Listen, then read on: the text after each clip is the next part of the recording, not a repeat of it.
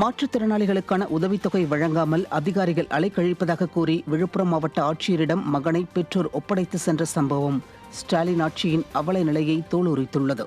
மேல்காரணை கிராமத்தை சேர்ந்த மாற்றுத்திறனாளி கோவிந்தன் என்பவருக்கு உதவித்தொகை வழங்காமல் 6 மாதங்களாக அலைக்கழிப்பு செய்வதாகவும், இது தொடர்பாக மாவட்ட ஆட்சியரிடம் மனு அளித்தும் எந்தவொரு நடவடிக்கையும் எடுக்கவில்லை என கூறி மகனை மாவட்ட ஆட்சியர் அலுவலக வளாகத்தில் பெற்றோர் படுக்க வைத்து சென்றனர். மாற்றுத்திறனாளிகளுக்கான உதவித்தொகை கிடைக்காததால் தங்களது வாழ்வாதாரம் பெரிதும் பாதிக்கப்பட்டுள்ளதாகவும், ஆதார் அட்டையை காரணம் காட்டி நிறுத்தி வைக்கப்பட்டுள்ள உதவித்தொகையை வழங்க வேண்டும் என்றும் மாற்றுத்திறனாளி இளைஞரின் பெற்றோர் வலியுறுத்தியுள்ளனர். விடியா திமுக அரசு திறனற்று இருப்பதால் அதிகாரிகளின் மெத்தன போக்கால் பாமர மக்கள் அதிகம் பாதிக்கப்படுவதாக குற்றச்சாட்டு எழுந்துள்ளது.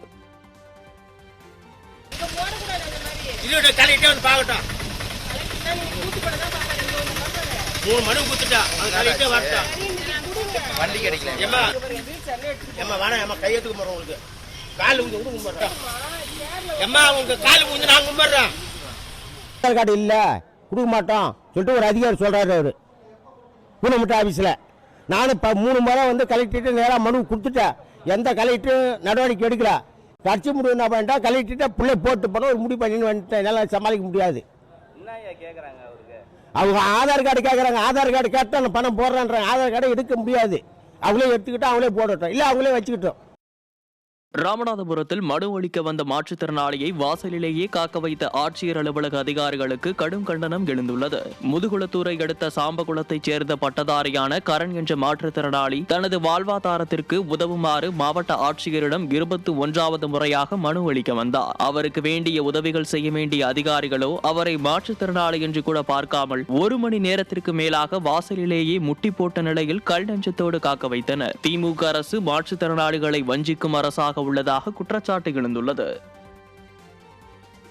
விழுப்புரம் மாவட்டம் விக்கிரவாண்டி அருகே கஞ்சா விற்ற நபரை துரத்திச் சென்ற தலைமை காவலர் திடீரென மாரடைப்பு ஏற்பட்டு பரிதாபமாக உயிரிழந்தார். விக்கிரவாண்டி காவல் நிலையத்தில் பணிபுரியும் தலைமை காவலர் சீனிவாசன் ஆவுடையார்பட்டு கிராமத்தில் நின்றிருந்த 3 பேரிடம் விசாரணை மேற்கொள்ள முயன்ற போது ஒரு நபர் தப்பியோடினார். இதையடுத்து பிடிப்பட்ட 2வரிடம் மேற்கொண்ட விசாரணையில் அவர்களிடம் கஞ்சா இருந்தது தெரிய வந்தது. இதையடுத்து தப்பியோடிய நபர் ஆவுடையார்பட்டு கிராம ஏரிக்கரையில் நின்றிருந்த நிலையில் அவரை சீனிவாசன் துரத்திச் சென்றுள்ளார். அப்போது திடீரென தலைமை காவலர் சீனிவாசன் மயக்கமடைந்து மாரடைப்பு ஏற்பட்டு பரிதாபமாக உயிரிழந்துள்ளார். இந்நிலையில் உயிரிழந்த காவலரின் குடும்பத்தினருக்கு அரசு நிதியுதவி அளிக்க வேண்டும் என வலியுறுத்தியுள்ளனர். திறனற்ற திமுக அரசு போதைப் பொருட்களை தடுக்க தவறியுள்ளதால் இதுபோல் அப்பாவி காவலர்களின் உயிர் பறிபோகும் நிலை ஏற்பட்டுள்ளது என பொதுமக்கள் குற்றம் சாட்டியுள்ளனர். கிருஷ்ணகிரி மாவட்டம் ஊத்தங்கரை பகுதிகளில் கூடுதலாக ஆதார் மையங்கள் திறக்க வேண்டும் என பொதுமக்கள் வலியுறுத்தியுள்ளனர். ஊத்தங்கரை தாலுகா அலுவலகத்தில் செயல்பட்டு வரும் ஒரு ஆதார் மையத்தில் போதிய அளவில் கணினி இன்டர்நெட் வசதி இல்லாததால் பொதுமக்கள் பெரிதும் அவதிக்குள்ளாகியுள்ளனர். தினந்தோறும் 300க்கும் மேற்பட்டோர் ஆதார் விவரங்களை சரி செய்ய வருவதால் ஒரு அலுவலரால் அவர்களின் தேவையை பூர்த்தி செய்ய முடியவில்லை என கூறப்படுகிறது. இதனால் ஊத்தங்கரை பகுதிக்கு கூடுதலாக ஆதார் மையங்கள் அமைத்து தர வேண்டும் என பொதுமக்கள் வலியுறுத்தியுள்ளனர். 2 மாசமா அந்த ஆதார் கார்டு பேரு அட்ரஸ் மாத்தலான்னு வந்துக்கிறேன். ஒரு நாளைக்கு வந்து 20 பேர் 30 பேரும் 50 பேரும் பிடிக்க முடிய மாட்டேங்குது. 2 மாசமா வந்து நட போறேன். டோக்கனும் கிடைக்க மாட்டேங்குது. கூட்டம் அதிகமா இருக்குது. நிறைய பேர் வராங்க, எடுக்க முடியல. அந்த என்ன அது டோக்கன் வாங்க முடியறதில்ல. நிறைய பேர் போயிடுறாங்க.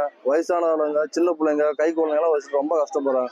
இன்னும் எங்கன்னா இந்த ஊத்த தாலுகாவில் ஒரு 4-5 இடம் போட்டா